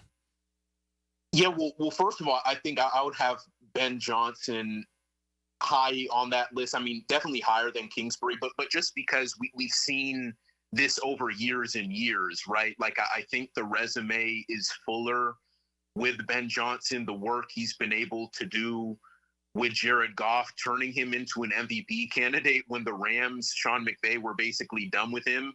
And there was all that talk about him, you know, kind of needing the system and not really being able to process at a high level. I mean, no one even talks about that anymore. Ben Johnson has really simplified the game for Jared Goff in a way that should be really appealing to like Shad Khan and whatnot, just considering how Trevor's career hasn't really gone as many people would hope. I mean, you need a guy who's going to be able to simplify the game for him. I mean, that's when we've seen Trevor at his best. And so, and then that on top of what he's done as a play caller in Detroit, I mean, we know the talent they have, but it's been nothing short of fantastic. So Ben Johnson should certainly be maybe the top candidate if we're talking now in early November.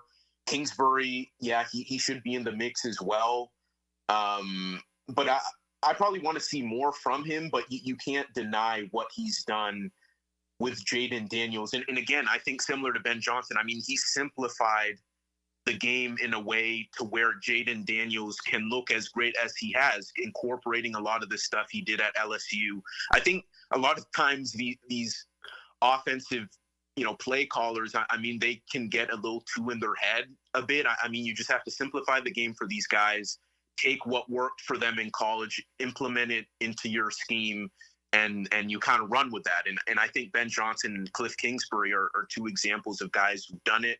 So yeah, I mean, they should definitely, the Jags should definitely be calling both of those guys, but Ben Johnson, because of the years of the years of the body of work he's had in Detroit and what he's done with Jared Goff, he would be at the top of the list for me. A couple more for Ben Arthur, FoxSports.com and the Fox Sports app. Ben, I'm curious, again, if the Jaguars do have a head coaching opening, how appealing is the Jaguar job? I mean, we saw New Orleans opened up earlier this week. To give a little context there, Dennis Allen was hired at the same time Doug Pederson was hired. Allen, 18-25 in 43 regular season games in New Orleans. He's gone. Pederson, 20-23, 2 games better. Of course, Pederson also 1-1 in the postseason. So New Orleans is open. The Jets are open. All kinds of speculation about, you know, potentially Dallas, maybe the Raiders. Who else knows what could happen? But from a Jaguar job standpoint, how appealing would this job be to people? Yeah, so wait, so there are 3 job openings, right? It would be, assuming the Jags move on for Pederson, right? It would be the Jags and then the Saints and then the Jets. Yeah. Yeah. So, I mean, of those 3, I think the Jags is the most, arguably the most appealing. I mean, the Saints are going to be in cap hell for the next 2 years. They have a very old roster. Same with the Jets and the whole Aaron Rodgers situation and what's going to become of Devontae Adams. I mean, there's a lot going on with both of those situations to where I think the Jags kind of by default looks the best. And they have a lot of young talent, right? We've seen what Trevor Lawrence can do in the right situation. Brian Thomas is a future stud. Tank Bigsby, I think, is a future stud. You have Anton Harrison. I mean, you have some good young talent on this team. You just have to make sure you have the right leadership in place to kind of right the ship, because I mean, there is a reason this team has had, even though they've come up short on the hype, you know, dating back to last year, but there's a reason why they were hyped in the first place, right? It's because of the talent they have on this roster. And so if I'm a coaching candidate, I would look. I'll be very interested in this job. And again, of these jobs that are open as of now, I'd probably put the Jags at the top. Minnesota comes in here on Sunday, Ben. One of the pleasant surprises of the NFL. Sam Darnold has played very well. We know about Justin Jefferson. Aaron Jones has been a great pickup for them. And that Brian Flores defense, look, if you want to go the defensive route for a head coach, I think Brian Flores is going to be a head coach again sooner rather than later. Obviously a tough ask for the Jaguars on Sunday. Yeah, I don't think it will be pretty. I mean, it's obviously the NFL and anything can happen, but you look at how great this Vikings defense has been under Flores, how they can confuse these quarterbacks, opposing, these offensive coordinators with their pressure packages and whatnot, and you consider just how bad the Jaguars have been. I just don't see a scenario to where they're able to really move the ball consistently at all. I mean, that's already been an issue, but to do so against this defense is going to be tough sledding. And then on the flip side, with as much power, as much firepower that this Vikings offense has, with the way Darnold is playing, Justin Jefferson and Aaron Jones and Addison, and I mean, there's just so much talent there, and we know how this defense has disappointed, and so I just don't envision a scenario where this looks good. So, no, I agree. And look, they play Minnesota, then they play Detroit, and then they play Houston. Yeah. That's the Jaguars' next three. I mean, that's the reality of where they're at. Yeah, that's a nightmare slate. It is. Final moments, Ben Arthur, FoxSports.com and the Fox Sports app. Ben, I think as we begin to wrap up, the trendy pick at the beginning of the year was Kansas City and Detroit in the Super Bowl. And now here we are in the early part of November, and that's spot on, right? Kansas City right now, the best team in the AFC. Detroit, the best team in the NFC. Would you agree with that? Yeah, I'd certainly agree. I think we're barreling towards that. I mean, there are certainly teams that I think that can make it interesting.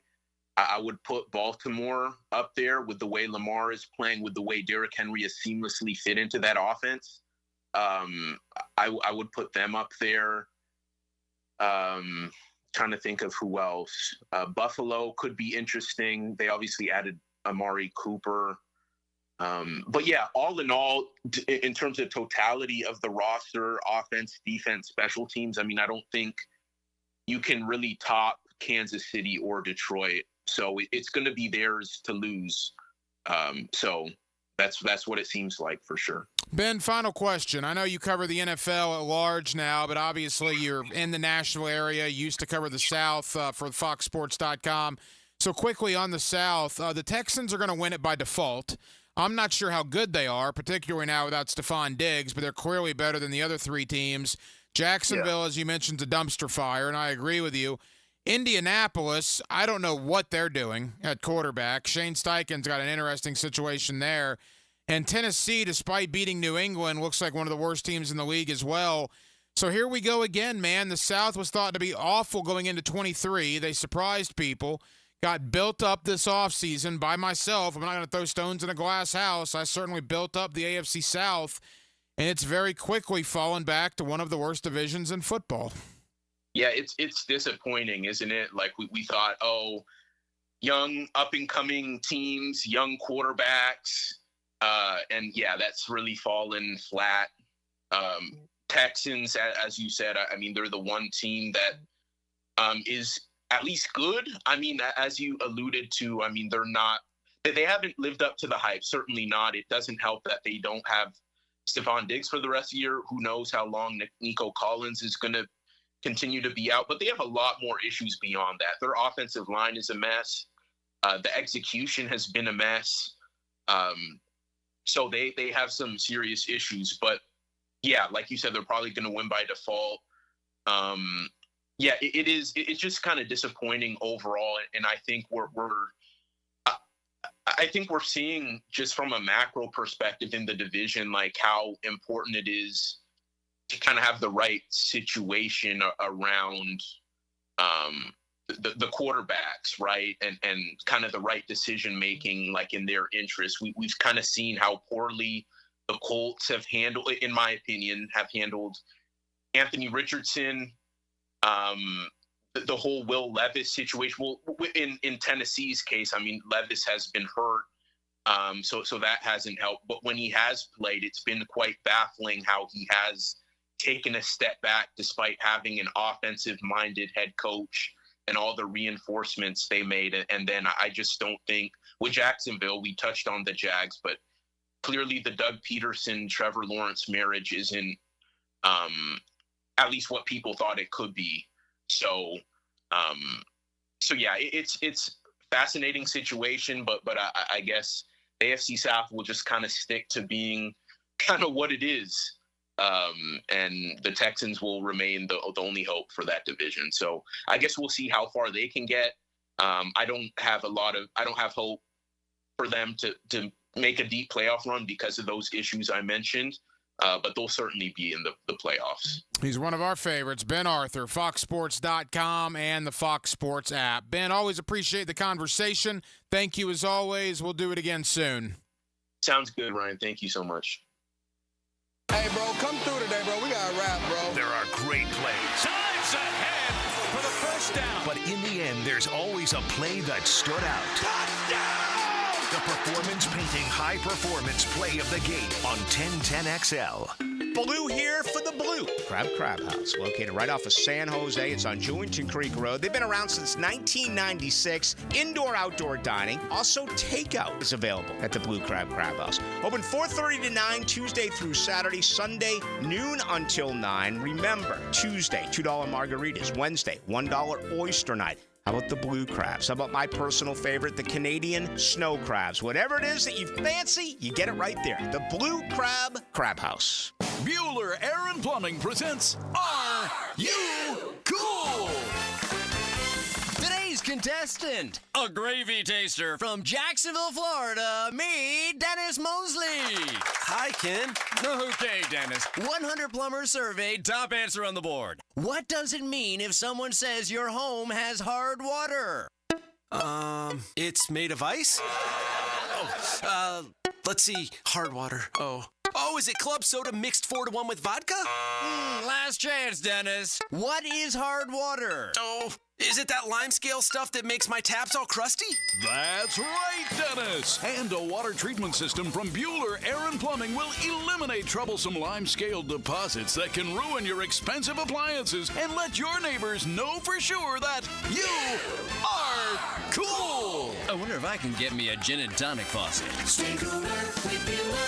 Visit BuellerAir.com. I'm here with Danny Van Sickle, Director of the Electrical Training Alliance. Danny, tell me about your program. Hey, Rick, we're a 5-year electrical apprenticeship. Our students start out making over $40,000 a year, and right now graduate making over $90,000 a year, including benefits. There is no tuition or no student debt. You just have to apply and get accepted. Did you say no tuition and no student debt? You heard that right, Rick. Once you're accepted to the program, your only cost are the books and the course fees. About $800 a year. That sounds like an amazing opportunity. How can I learn more? Just go to etajax.org and you can apply there. Apply by November 7th. Hear the Florida Gators all season on 1010XL. Brought to you by Renewal by Anderson Custom Windows and Doors.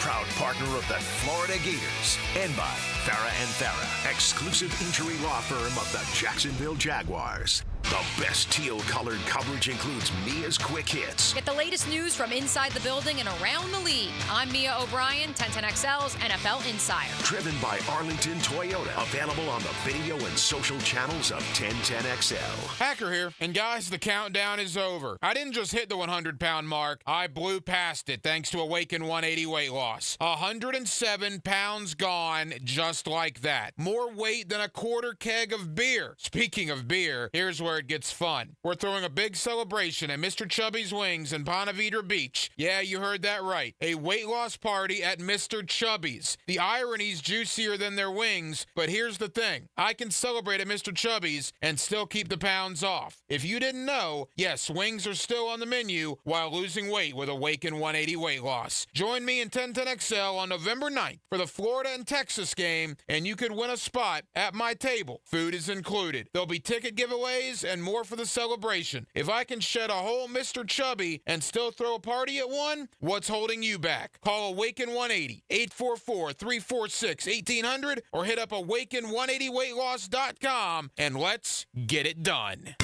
If golf is your thing, you'll want to check out the 2025 Hills Pass at Hidden Hills Golf Club. Unlimited golf, including golf car, and preferred tee times for just one low price. Visit us at hiddenhillsgc.com or purchase your Hills Pass today. This is your Mad Dad's Update with Chapter President Donald Ford.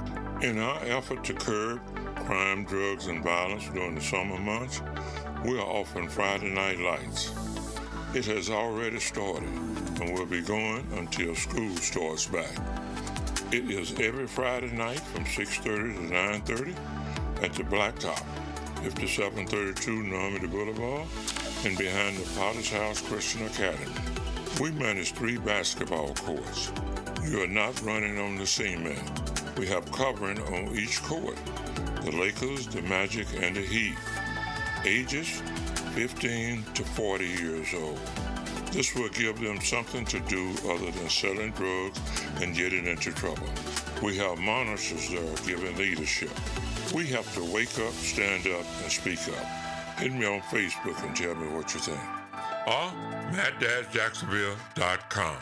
1010XL is presented by Farah & Farah, exclusive injury law firm of the Jacksonville Jaguars. Protecting you and your family. Call 396-5555. Jacksonville. Now, another great guest on the Garber Auto Mall phone line. Hello. We can wiggle it. Back here on 1010XL and 92.5 FM in the city of Jacksonville. We are glad you are with us. Florida and Texas coming up this Saturday over in Austin. You'll hear the game, of course, right here on 1010XL Radio. The Gators, I don't know if you've ever felt better about a loss, but man, boy, Florida battled Georgia down to the final couple of minutes, even with a third-string quarterback. And is there a glimmer of hope for Billy Napier's future in Gainesville? Some Gator fans might be, I don't know, turning a corner. Let's talk about all of it with Graham Hall, 247sports.com over in the Gainesville area. Does a terrific job covering the University of Florida, and he's always kind enough to join us here on 1010XL. Graham, how you doing? I'm doing great, Ryan. Thanks for having me. It's always my pleasure to join you and talk all things Gators, good or bad. Hey, Graham, I know you're busy. I appreciate the time. First and foremost, I felt absolutely terrible for DJ Lagway on Saturday. What a brutal, brutal blow. Before we talk about Napier and the team and all that, just your thoughts on Lagway and what likely is the end of his freshman season. Yeah, just absolutely the end that no one wanted for DJ Lagway because it had been so promising.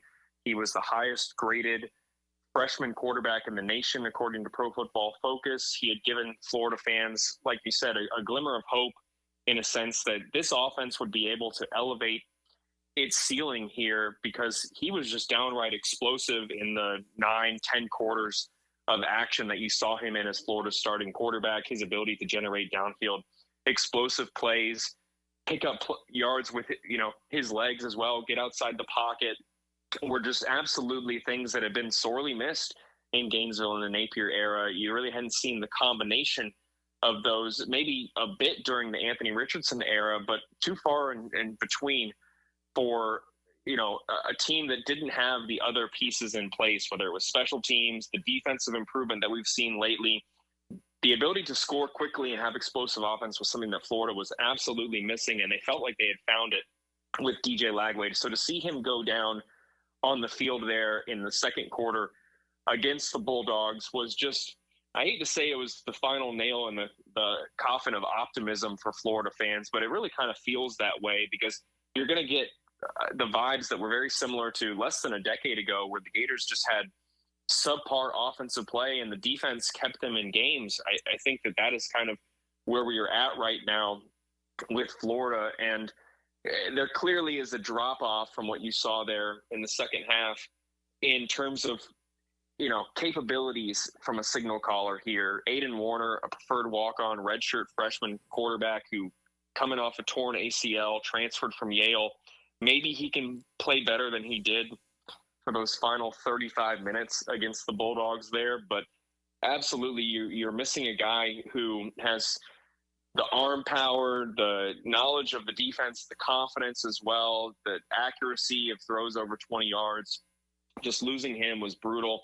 If it is a significant hamstring injury, either way, it's going to be difficult for him to return this season here from just what we know about that ailment here. You hope that that MRI that he had on Sunday does not reveal a partial or a full tear of the hamstring so that he can make a return to Florida in 2025 as their projected starting quarterback. But either way, it appears that it's all but a guarantee that his promising freshman season has been cut short due to injury, and you never want to see that no matter how promising a player is. But this one certainly hurts a little bit worse for Florida given all the circumstances. Graham Hall, 247sports.com, covering the Florida Gators. All right, over here in Jacksonville, Graham, the narrative is, well, the Jaguars are playing hard and they're battling for Doug Pederson. And I don't give that any credence whatsoever. It's the NFL. I don't care if they're playing hard. It's a results business. Either win or you lose, and the Jaguars are losing. I have a little bit different take when it comes to college. Florida has been absolutely destroyed with injuries. I mean, on Saturday, they were without Graham Mertz, DJ Lagway, Jason Marshall, Trey Wilson, Montrell Johnson. I mean, it's if you don't laugh about it, you'll just weep about it, how the injuries have destroyed this team. And yet, despite that, it's 20-20 with the number 2 team in the land midway through the fourth quarter. This team in college, collegiate athletes, they are playing for Billy Napier. They are battling for Billy Napier. I don't know what that's going to mean in a month, but for the here and now, I commend the staff and those players for keeping it together amidst those circumstances. Yeah, I think that, there's always a saying that there's no moral victories in football here, but I do think that, there's a difference between a moral victory and some positives that you can take away from the performance, not just the defense, the amount of young players who stepped in, whether it's Aaron Gates, Cormani McClain, you name it. There are a lot of pieces that Florida has added who are underclassmen and who have continued to improve. And I think that speaks highly of the defensive coaching changes that Florida made in the offseason, adding Will Harris as the secondary coach, bringing in Bea Razul in May as well from Bowling Green to coach the cornerbacks. I mean, this is a secondary that was unable to generate takeaways last year. And for the second straight week, they had 3 interceptions of the SEC's leading passer from a year ago. I know that Carson Beck, there's a belief that he's maybe taken a step back or that he's making some poor decisions right now over the recent weeks with 3 interceptions now against Texas and Alabama and now the Gators. But Florida has now doubled their interception total in the past 2 weeks from a season ago. And I think that is notable. The defensive front has improved. They're missing less tackles. They're beating a really good offensive line on a weekly basis right now. I mean, that Georgia offensive line is as good as they come. You can talk about the injuries to Tate Ratledge and who they're missing and whatnot, but the fact was Florida was able to get pressure on the quarterback and stop the run at a high rate. And being able to make those changes and the improvements mid-season, I think is also very notable because often there's a narrative out there that you're not going to really make too many improvements mid-season or corrections are going to be hard to make, especially when losses pile up. But that hasn't been the case for Florida. Their linebacker unit has been really good as well. Like I said at the beginning, it would be quite sad for Florida fans if the defensive improvement is now all for naught because the quarterback play and the offense takes a significant step back without DJ Lagway because the defense was the issue for Florida. Go back a year ago, they were gouged at a high rate. They gave up, 700 yards to an LSU offense that, as we now know, Jaden Daniels was one of the best quarterbacks in the nation and has a promising future in the NFL. But this is a defense that had coverage lapses, couldn't stop the run, missed tackles. The list goes on and on and on. And seeing them improve those things during the season here is just absolutely a positive that going to be a forgotten storyline in this season, considering the emphasis on the win-loss column and all the speculation regarding Napier's future heading into 2025. All the injuries, there's not a college team out there that could go to their third-string quarterback and have anything that resembles a successful offense. That's just where we are in college football. So with that, with all the other injuries, will that garner Napier some sympathy when it comes to the powers that be that decide his future? It's quite possible that the powers that be look at the product as a whole and see the improvement, the 2 offensive line coach system, is actually working for the first time. I think you can say they have talent at the skill positions. The defense has improved. They've added a lot of young players. But there are going to be a lot of fans out there where it's too little too late. And I can't blame them for that mentality, even if I do think that there's some credence to the notion that Florida's athletic department may have a difficult decision to make, whether they roll the dice and head into year 4 and hope that you have a Eli Drinkwitz, Mike Norvell type, renaissance in a sense here with a coach that was embattled during the first 3 years. But there's going to be a lot of fans, like I said, who are going to say this is too little too late. You shouldn't be having alignment issues in year 3. You shouldn't be relying on a preferred walk-on quarterback as your third string guy. And I think that's a fair notion. I mean, you look at the Georgia sideline. I mean, they have blue chip quarterbacks as their third string guy. Gunnar Stockton right there behind Carson Beck, and Jaden Rashada, a highly touted quarterback, where if they had a pair of injuries there at Signal Caller, they're turning to a blue chip guy. And so they're going to talk about the roster management, and some of that is excusable in the athletic department's mind when you look at NIL and some of the things, the dysfunction that Florida was dealing with early into the NIL era. But some fans are going to say that even if he comes back for year 4, that seat is going to be scorching hot, and barring an 8-9 win season, making a bowl game, challenging for being one of the better teams in the SEC, that you're entering the year 4 and kind of, stuck in the mud in a sense here, where you already feel like you know what Billy Napier is. You already feel like they've hit their ceiling in a sense with the recruiting class the way it is. How much better can it be? He may garner some sympathy, but how much is that going to translate to getting a year 4? I don't really know. I think we're going to find out here in the next couple of weeks, especially with these tough games coming up against Texas this weekend and then facing Ole Miss and LSU at home to finish the conference slate, followed by a game at Florida State, which is, again, is a very winnable game, even if neither team has a great quarterback situation here.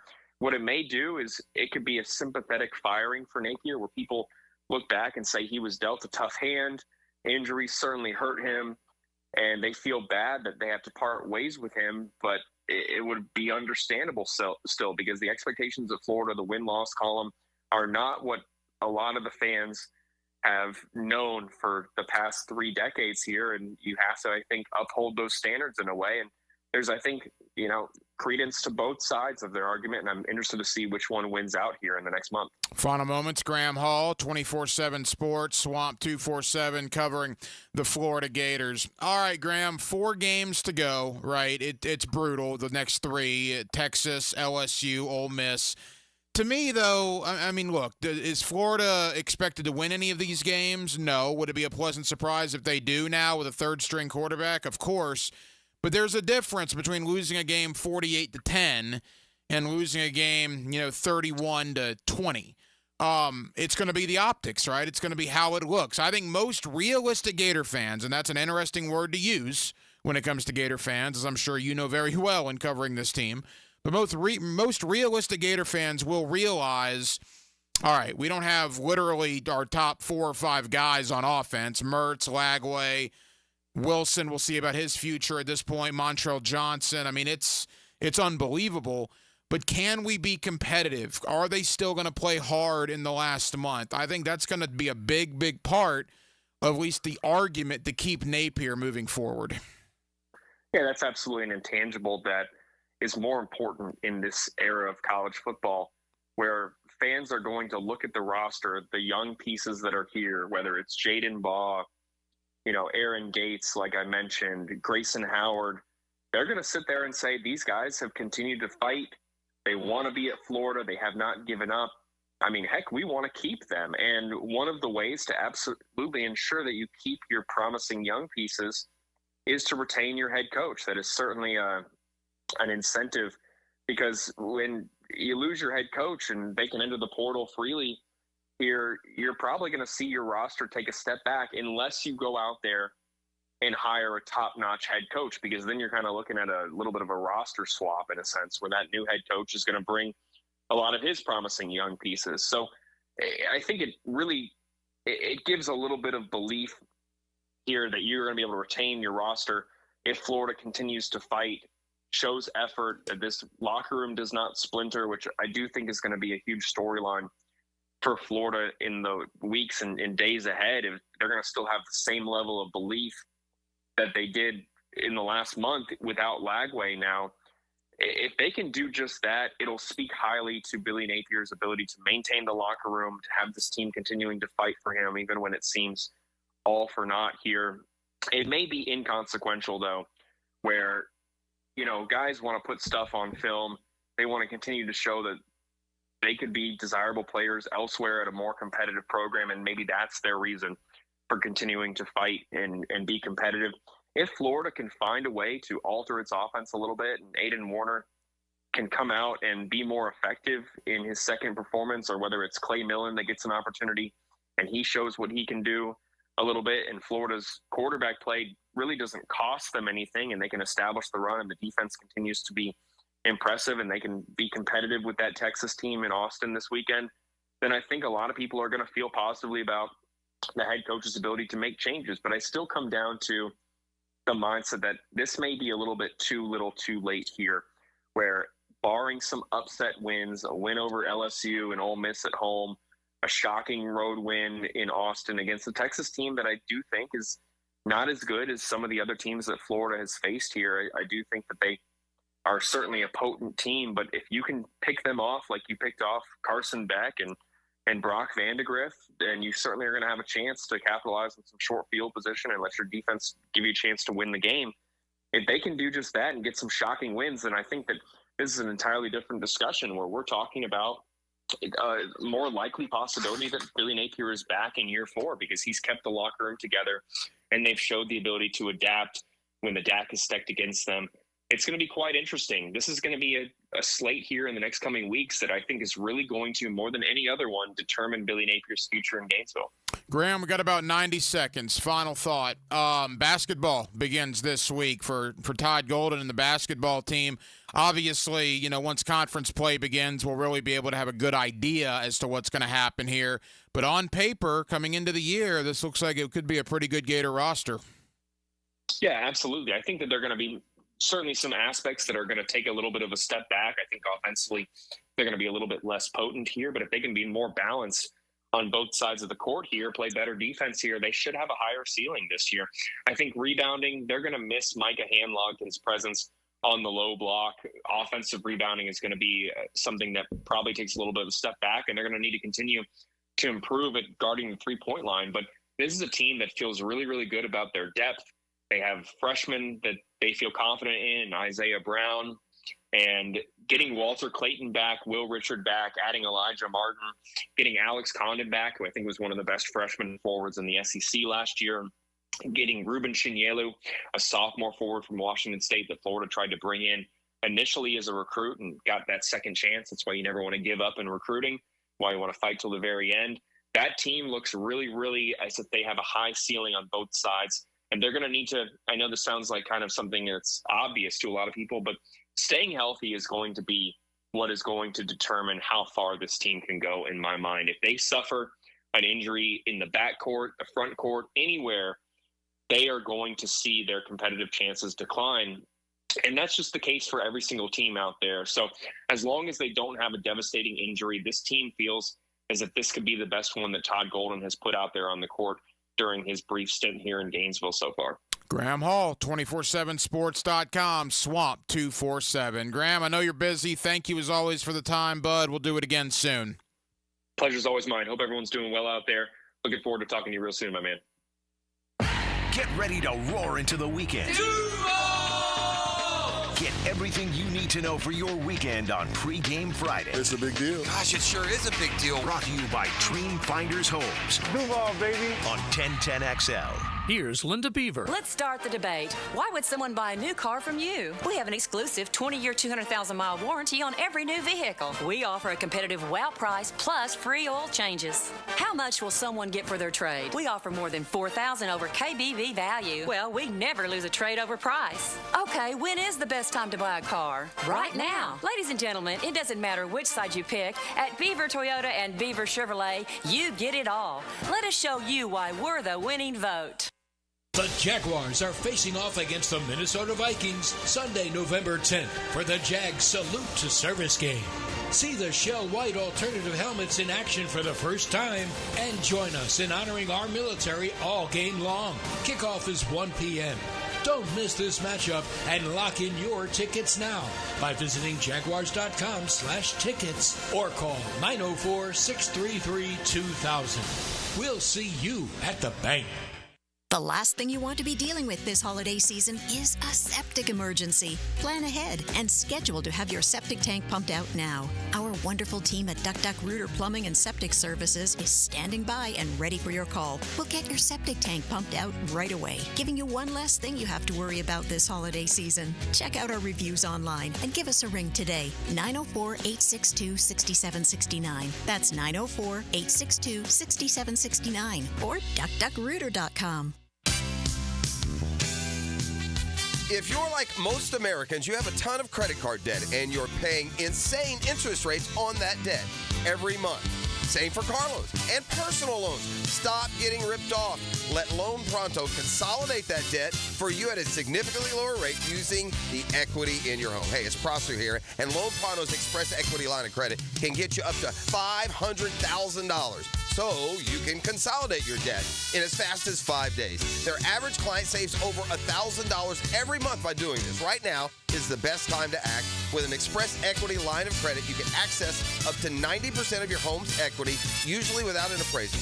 Don't put it off. Get your financial house in order for the new year and call Loan Pronto now to see what you can save. It's a free quote and there's no credit pull, unlike the other guys. Call now, 904-999-1508 or go to loanpronto.com. Equal housing lender, NMLS 1661781, subject to lender approval. It's hard to stop the Tomahawk Chop. I'm RJ Saunders. Follow Florida State's road to the college football playoff on the Seminole Report. Brought to you by your local Ag Pro, your home team on 1010XL. Make a crucial catch against colon cancer. Hicken here for the Borland Groover Foundation. If you're 45 or older, the ball is in the red zone to get screened. The key to surviving colon cancer, early detection and prevention. 45 is the new 50. Get screened for colon cancer now. The Borland Groover Foundation is a nonprofit organization devoted to building a healthy and equitable community that is free from colon cancer. Visit BorlandGrooverFoundation.com for more. Here's your 1010XL First Coast Community Calendar. Thousands of people in Duval County suffer from Alzheimer's. To join the Walk to End Alzheimer's at UNF November 9th, visit alz.org/Jacksonville Walk.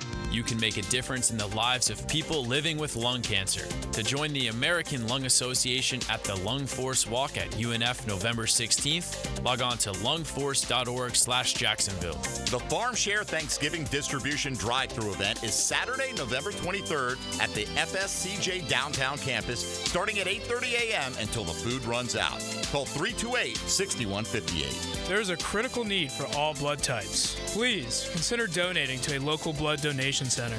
The Tom Coughlin J Fund helps families battling childhood cancer, and there are ways you can help.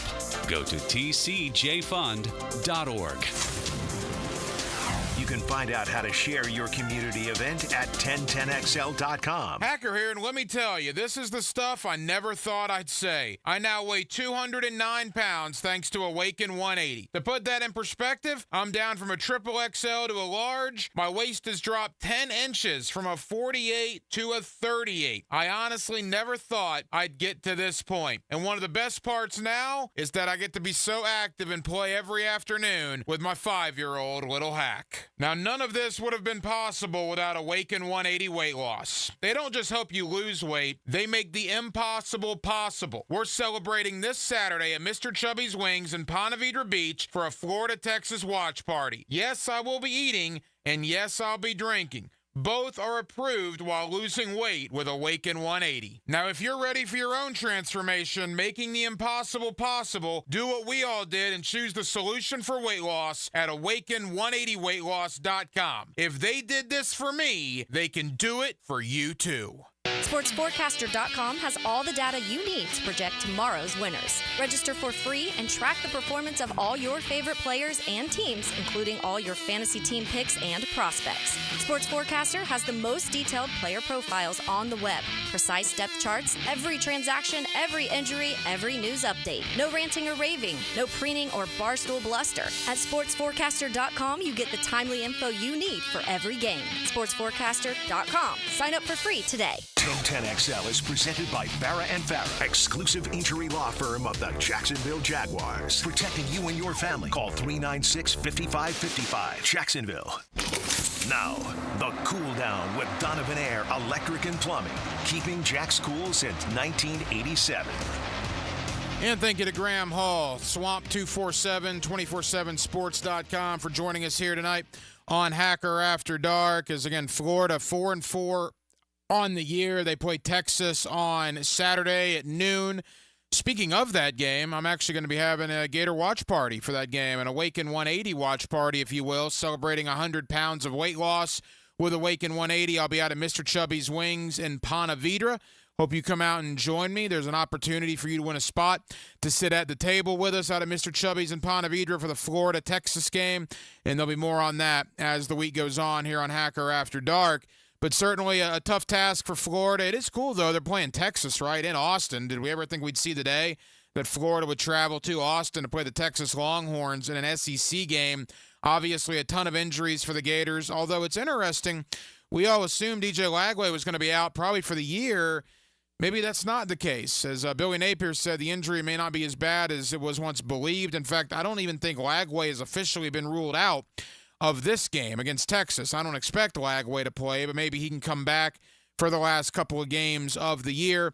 But we certainly spent a lot of time talking about Florida and Texas. We spent a lot of time on the Jacksonville Jaguars as well. They will return to work tomorrow down at the Miller Electric Center to try to right the season a little bit as the Minnesota Vikings roll in for a 1 o'clock kick on Sunday afternoon. Well, that'll just about do it. It has been a very, very busy Tuesday night edition of Hacker After Dark. We certainly appreciate you guys hanging out with us on 1010XL and on 92.5 FM. We have a ton of people to thank. Again, Graham Hall, 247sports.com, Swamp247. Always appreciate Graham stopping by and talking Florida Gators with us here on Hacker After Dark. Thank you to Ben Arthur, FoxSports.com and the Fox Sports app, talking Jaguars and the rest of the National Football League. We had my man Matthew Driscoll, the head basketball coach of the UNF Ospreys, big winners one night ago against South Carolina. The first win for UNF over an SEC program as they go up to Columbia, and they knocked off the South Carolina Gamecocks. And appreciate Coach Driscoll for joining us tonight. And back in hour number one, Zach Goodall, Jaguars Wire, part of USA Today, stopped by to give his thoughts on the Jaguars. Well, quite frankly, their horrendous 2-7 start and what, if anything, can be done about it with 8 games to go in the 2024 season. We'll be back tomorrow night on a Wednesday, and we will do it all over again beginning at 8 o'clock. Dylan Denmark was your producer tonight. Dylan, great job as always. I'm the hacker Ryan Green.